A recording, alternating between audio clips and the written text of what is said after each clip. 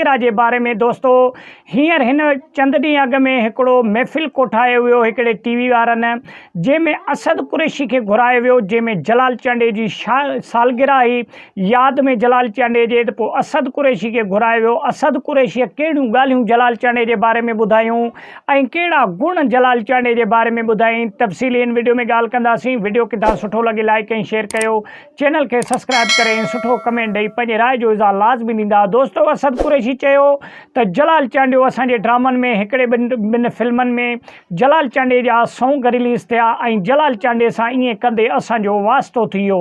जलाल चांडियो असद कुरैशी जो दोस्त बणिजी वियो ऐं असद कुरैशी खे खोड़ दफ़ा जलाल चांडे दावत ॾिनी पंहिंजे ॻोठ अचण जे लाइ।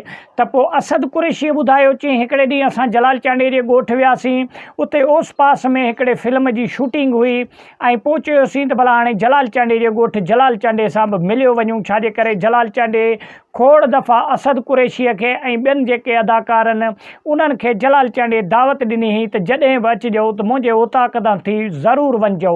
त दोस्तों जॾहिं असद कुरैशी वारा जलाल चांडे जे ओताक ॿुधायो जॾहिं असां जलाल चांडे जे ओताक ते पुॻासीं त जलाल चांडियो घर सुतो पियो हुजे ऐं ॿाहिरि ओताक ते माण्हू वेठो हुयो। जॾहिं असां वियासीं उते नियापो पुॼायोसीं जलाल चांडे खे त भाउ महिमान आया अथई ॿाहिरि ऐं उन माण्हूअ खे चयूं त भाउ जलाल चांडे खे वञी चयो असद कुरैशी जेको फिल्मनि जो अदाकार आहे उहे ऐं उन जा दोस्त तव्हां मिलण आया आहिनि। त जलाल चांडे खे गोॾ पातल हुई ऐं जलाल चांडियो ड्रोड़ी ॿाहिरि निकिरी आयो। जलाल चांडियो हिननि सां सुठे नमूने सां मिलियो ऐं जलाल चांडियो हिकु वॾो महिमान नवाज़ हुयो ऐं ओताक उन जी हलंदी रहंदी हुई। असां अॻ में बि खोड़ वीडियो में तव्हांखे ॿुधाए चुका आहियूं।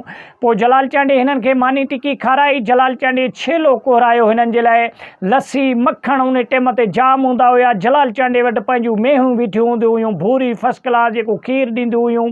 पोइ जलाल चांडे हिननि जी एॾी जेको आहे सो ख़िदमत कई जो अॼु ताईं बि असद कुरैशी 2025 में बि जे अगरि केरु पुछा करे थो त असद कुरैशी उन जी नेकी करे थो जलाल चांडे जी ऐं उहे ॻाल्हियूं ॿुधाए थो त जलाल चांडियो हिकु बहितरीनु इंसानु हुयो असद कुरैशीअ चयो। ऐं असद कुरैशी उते जॾहिं कचहरी कंदे दौरान पोइ असद कुरैशीअ खे जलाल चांडे चयो त बाबा महिनत कर ऐं सिंध मां जेको आहे सो पंजाबी जेके फिल्मूं आहिनि, पंजाबी जेके अदाकार आहिनि उन्हनि खे कढी ॿाहिरि ऐं पंहिंजे सिंध में तूं पंहिंजो नालो ठाह ऐं सिंध में ड्रामा ऐं फिल्मूं तुंहिंजूं ॾिठियूं वञनि। जीअं मां आयुसि जलाल चांडियो हाणे पंहिंजी ॻाल्हि पियो करे त जॾहिं मां आयुसि हिते सिंध में त अताउल्ला खेलवी ऐं ॿिया खोड़ फ़नकार जेके पंजाब जा हुया ट्रकनि जे पोयां उन्हनि जूं तस्वीरूं लॻियल ऐं टेपनि में घिटियुनि में उन्हनि जा गीत ॻाइबा हुआ उर्दू ज़बान में। लेकिन जॾहिं मां आयुसि अल्लाह ताला मुंहिंजी इज़त कई, महिनत कयमि त हाणे अॼु तूं किथे बि ॿुधंदे ट्रैक्टरनि ते ॾिसंदे ट्रकनि जे पोयां तस्वीरूं ॾिसंदे त असद कुरैशीअ खे जलाल चांडियो चए पियो त तोखे मुंहिंजूं तस्वीरूं ॾिसण में ईंदियूं ऐं मुंहिंजा गीत ॿुधण में ईंदा। त अहिड़े तरीक़े सां तूं बि महिनत कर, फिल्मूं पंजाब जूं ऐं ड्रामा पंजाब जा हितां जेको आहे सो उर्दू सिंध मां कढी करे ऐं पंहिंजो तूं हाक ऐं पंहिंजी ॻाल्हि बीहार सिंध में।